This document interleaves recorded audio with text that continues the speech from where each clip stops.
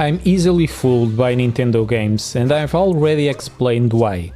In the process of optimizing games for the Switch, they found a graphical palette that works so well with me that any game looks like a candidate for Game of the Year when I see the trailer.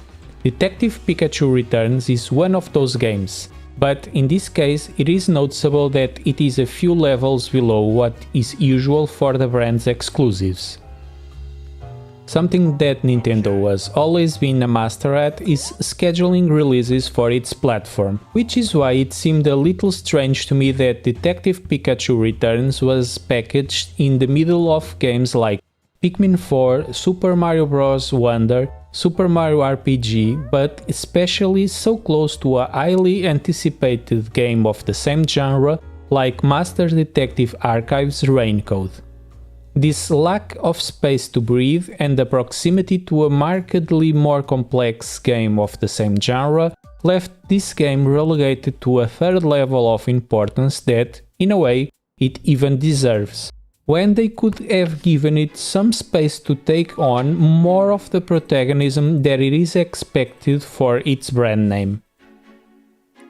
When the franchise was released in the cinema, no one expected the film to be so successful, and it certainly brought some fans, but I believe that many not even noticed this release.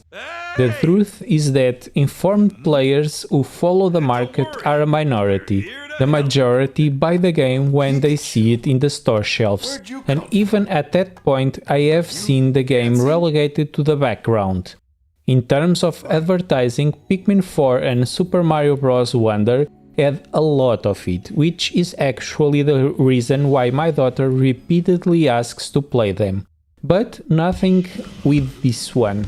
Nothing. Of course, I understand this choice, even more so after playing the game. Detective Pikachu Returns suffers from what I have always considered the biggest problem in detective games, but in this specific case in a much more noticeable way. How do developers create an environment where you can actually investigate without turning the game into a mere interactive film? Unfortunately, this is one of the biggest examples in which our role in the investigation is secondary and not very motivating, as all the clues are quite obvious, so much so that we are usually always ahead of the story in our heads. This problem caused me to have some difficulty motivating myself to play until I finally got into the right mindset, and then I have to admit, the game becomes more fun than I was expected at the beginning.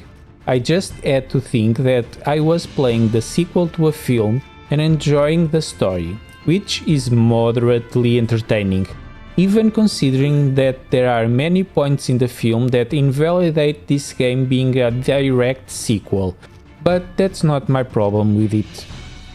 We play as Tim Goodman, a teenage detective who can understand Pikachu, his partner in the investigations.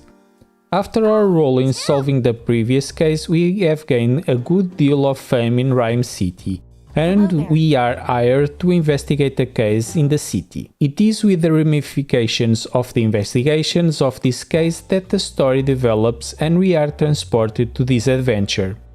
Although very simple and quite obvious for a long time, the story moves at a good pace, and the different situations into which we are thrown are credible, and arouse curiosity, I admit. It is this sequence that manages to keep us interested in the game, since all the accessory missions are nothing more than simple fetch quests, with the quiz ones being the most annoying and painful. Fortunately, we don't have to complete any of these missions, but realizing that it was nothing more than filling content, Nintendo made it much easier to solve them, and I ended up doing everything that the game offered me. The investigation part does not deviate much from what is usual. As a rule of thumb, we interact with what we can in the scenario, and at certain times we can interact with parts within the main interaction. And after we cannot interact with anything else, we have to make a deduction, which is usually very obvious. Even if we miss an answer, we do not suffer any consequences. We just have to try it again with the same options, knowing already that one of them is the wrong one. What I liked the most about the game were the moments in which we had the help of other Pokemon who, with their abilities, gave us different options to solve puzzles, which, once again, even though they weren't difficult to solve, gave the game another dynamic. Once again, there were no consequences for failing, we just had to start all over again, which took away a lot of the urgency that some situations implied. The game tries to play with its soundtrack to delimit different moments of the action, one of them being the moment when the action became more urgent, but the songs chosen did not always seem appropriate to the tone of the game, which combined with the fact that the game just has voice acting in a small part of the dialogue creates some strange and out of place moments, which, although they are nothing new in these games, still feel out of place.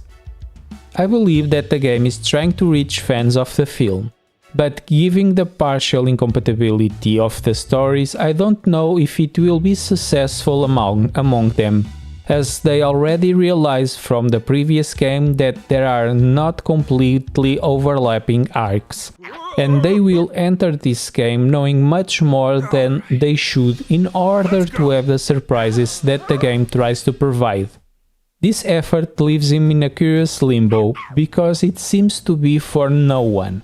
Too simple for those who like detective games, which will probably make them prefer Master Detective's Archives Raincode, which is more complete and complex, and too different from the film to please those fans.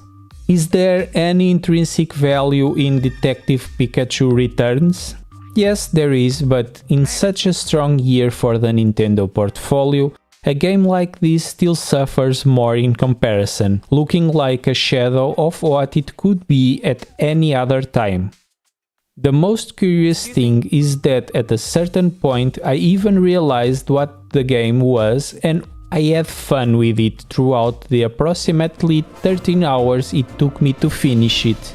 And towards the end it even becomes exciting, but I don't know if it is enough to justify purchasing it outside of a sale, of course.